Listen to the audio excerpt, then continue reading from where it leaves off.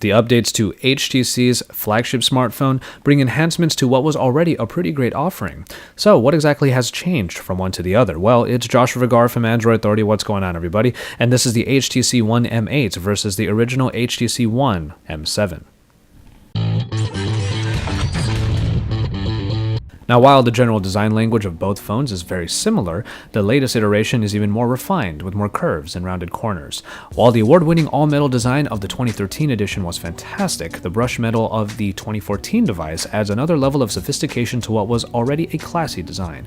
With a display that is 0.3 inches larger, the M8 is definitely the bigger phone overall, and the width didn't increase by much, thankfully, making the larger device still quite comfortable to hold. Despite the added weight to 160 grams from the 143 of the original HTC One, it actually sits even more snugly in the hand thanks to those rounded corners and the more smooth sides because the aluminum material has been made to wrap around the device. So HTC has always come up with some great designs for their smartphones, and while they may not have changed anything very significantly this time around, no one should really find anything to complain about in the update still. In the display, HTC has always been relatively conservative with their display sizes, as the original HTC One had a 4.7-inch screen when other companies were starting to release 5-inch flagships. But with the latest edition, the size does get bumped up to that 5-inch trope, but it is still smaller compared to some of the more recently announced flagships, as continuing the trend. The increased display size results in a drop in pixel density from 469 to 441 ppi, but no one should really see any noticeable difference.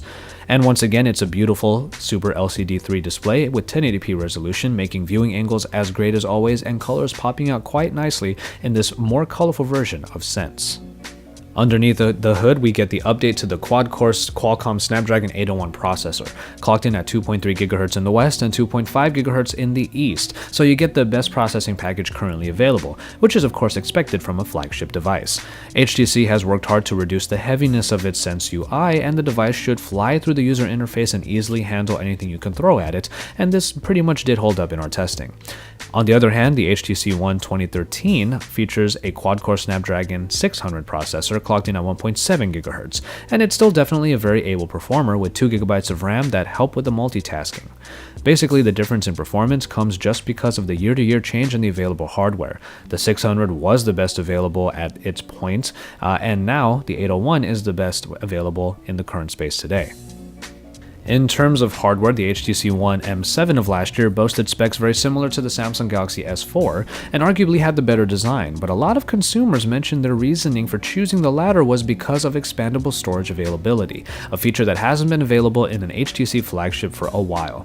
Luckily, that changes with this new version of the HTC One, as 16 or 32 GB options get the additional benefit of micro SD card support, which might be the tipping point in favor of the HTC One M8. The battery life has been bumped up from 2300 mAh to 2600 mAh, and the Snapdragon 801 should be able to make battery consumption even better, so we should see a better battery performance from one to the other. And as far as those boom sound speakers go, the great front-facing speaker design that was originally introduced in the HTC One M7 continues here, but the amplifiers in the speakers have been enhanced to provide an even louder experience with an even better soundstage for mids and lows.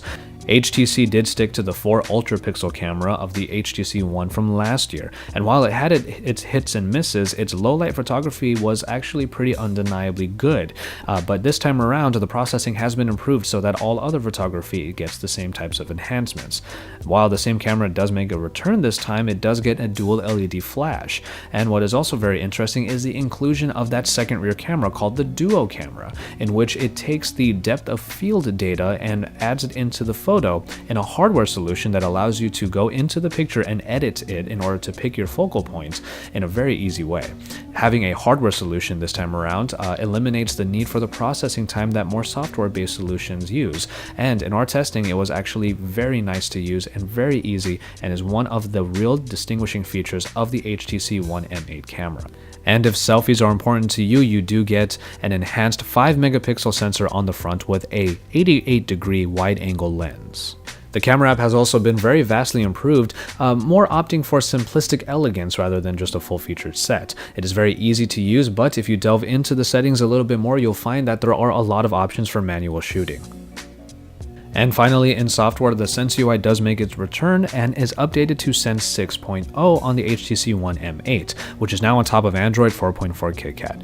The usual array of software features, including blink feed, do make a comeback, but things have seemed to have been simplified a little bit, as there's no longer the paginated format of the original blink feed in the HTC One M7, and is now a more of a traditional scroll with a bunch of rectangles made for all of the consolidation of your social media applications and also of your news sources.